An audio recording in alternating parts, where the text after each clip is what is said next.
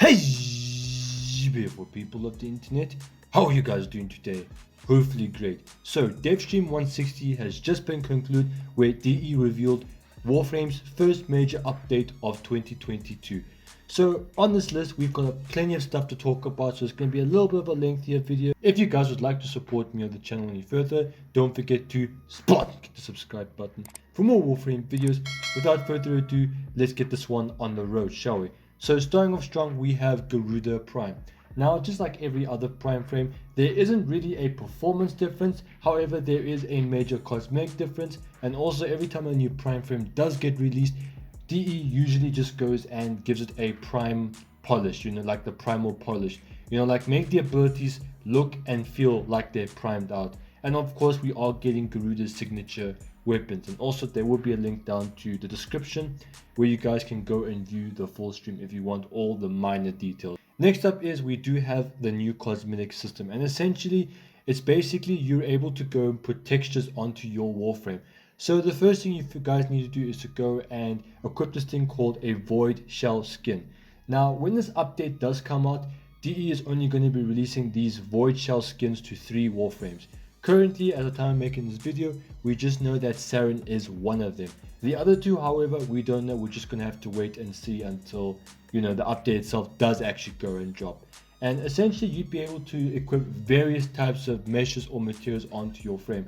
I think Steve was talking about how you can go and put a Iron Man themed skin or material, or like an iron skin or something like that, where, it's like actual iron. This wouldn't be an Warframe update if we did not have a new frame. And next frame is called Gaia. Right now we're not too sure what the frame exactly does in terms of abilities. We just know what she looks like and the element that she's going to be using.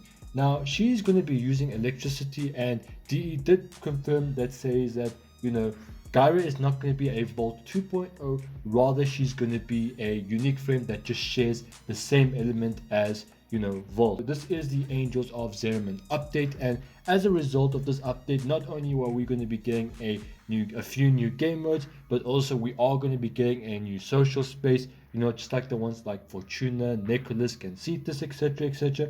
We are going to be getting a new syndicate faction, so that would mean new mods, new sigils, a bit more lore, and also there is going to be new weapons. Next up is we do have the Eximus reworks. Now if you guys have been watching my videos lately, the previous dev stream was 159. By the way, I'll leave my thoughts on that down in the description. I have made a video where I do cover it, but essentially, as per that dev stream, I was talking about Eximuses being reworked. Essentially, what they're doing is they're making the Eximuses a lot more visual with their power, and they're also balancing out their attack power. So let's say that you guys go after an Eximus unit, and instead of that Eximus unit draining your energy pool like an Exalted Blade usually does, or an Exalted based weapon does, instead it's just going to hit you with magnetic damage. And if you guys have been living under a rock, magnetic will then reduce or hurt your energy economy, therefore restricting it in one way or another. Think of it as a sanction. One major thing in this update is DE is also reworking the whole focus school. And essentially, we don't know exactly what they're doing. We just know that they're going to take the most unpopular, school trees and, rework them, make them more viable. Because as you guys know, the most popular school tree is generic, and the reason for that is because it helps you always have energy. Essentially, having energy or having the ability to always have energy in a mission and never worry about it is always too powerful compared to having Vazarin or Unaru or Naramon. Even though those school trees do have their place in the game, they don't have their place in everyday Warframe, and that's where the majority of the community really is. And essentially what they're doing is they're taking the most unpopular school trees, like say Unaru, and just making them more viable or competitive.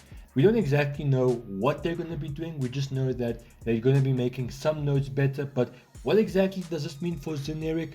I don't know. DE didn't really go over that much in detail, but one thing that you guys do need to know when it comes to the focus rework is that let's say that you guys are fully maxed out your operator, or you've got some form of progress. What they're going to do is essentially they're going to reset everybody, so you're not going to lose your points. It just means that you're going to have to go back into your operator and just re-level everything up. So in my case, I'll have all my points for every single school tree, and I need to spend time just assigning all my focus points onto each and every single No. Now, any of you guys here enjoy the game Elden Ring? Because me, I love that game. I've been like watching it. I wishes, I actually thought Elden Ring was going to be another Skyrim until I saw, it got released and was made by From Software. But any Elden Ring fans here? I hope so, because DE is also releasing a two-handed sight. I mean, just look at this thing. Okay, there's separate animations. That would mean that, there is going to be a staff, or sorry, a stance, and this is going to be a new weapon type in the game, and I essentially just can't wait for it. I can't wait for it to be released. I think of this as Elden Frame. Next up is we're going to be talking about the new game mode called Void Flood. Now here in this new, like I said in my previous video about DevStream 159, we are getting a new tile set, and therefore we are going to be getting more game modes. In this case, we are getting 4 new game modes. Right now, we only know how one of them plays and what it's called. We're going to be getting this new game mode called Void Flood. And what happens is that essentially you go into this game mode, or into a new area called the Zariman classroom. And I like to think of it as a Zariman classroom because the new war quest. And essentially what you need to do is run around and collect these orbs. On your left, you'll see a bar called Corruption. Essentially, you do not want that bar to fill up. You just want to make sure that it's always like, between your 30 or 40%, somewhere around there. If it's at your 70 or 80%, nothing is going to happen, but that just means you're closer to making sure that corruption hits 100%. And that's something you don't want. You always want to make sure that your corruption is low in controllable levels. So what you want to do is run around, pick up all these orbs, kill enemies, and deposit those orbs into whatever your objective currently is, whether it's objective A or objective B. And the only way that you guys can get these orbs is either go pick them up, and also you do get these red orbs where you do run a bit of a risk, where if you do pick these red orbs up, then what's going to happen is you'll get debuffs. Just like how the disruption works when a conduit gets destroyed, that's exactly how it works. Where the enemies have increased health, your shields are constantly being drained, or your energy economy is being restricted in one way or another. And also during this game mode, it actually looks like a lot of fun, because one thing that they are adding is mini bosses. Now these mini bosses are big, but we don't exactly know how strong they are because we haven't really tried out our overpowered melee weapons or any of our condition overload based builds, or even any of the arcanes really. But essentially when you kill this boss, they will go and drop these orbs, which once again can be used to go and lower your corruption meter. That's basically Void Flood. It looks like a lot of fun, and I can't wait to go try it. And of course, we do have a reason to go and play these Void Floods, is to go and upgrade your Drifter pistol. Now I can't exactly remember what how to pronounce the name. I was gonna call it a Scirocco, like the Scirocco R from a Volkswagen vehicle, but it's something like that. So the Drifter's pistol, essentially you guys need to go and complete like all these challenges, and these challenges will allow you to unlock further progression, like kill 10 mini bosses in a single session or something like that. And then essentially what's going to happen is that pistol will then give you a bit of XP, allowing you to go and unlock upgrades towards it, making it obviously a lot more effective and powerful. This wouldn't be a Warframe update if we did not get a update themed weapons. Ladies and gentlemen, we're getting a new pistol, a new shotgun, a tonfa, and a rifle, and that's about it. And of course, we are getting a change to the way the operate dash works. Excuse me again.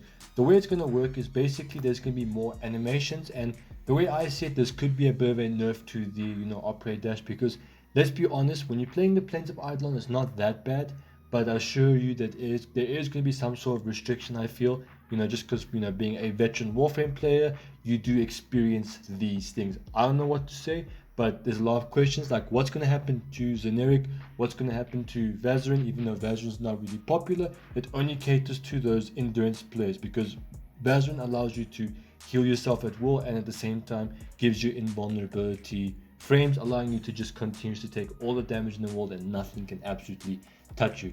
Let me know your thoughts. I am actually very curious to see what happens with Focus. But anyways, ladies and gentlemen, that's all for today's video. If you guys have liked it or it's helped you out in any way or form, remember to leave a like, and don't forget to Spartan click the subscribe button for more Warframe videos just like this one. I'm gonna make like a banana and split.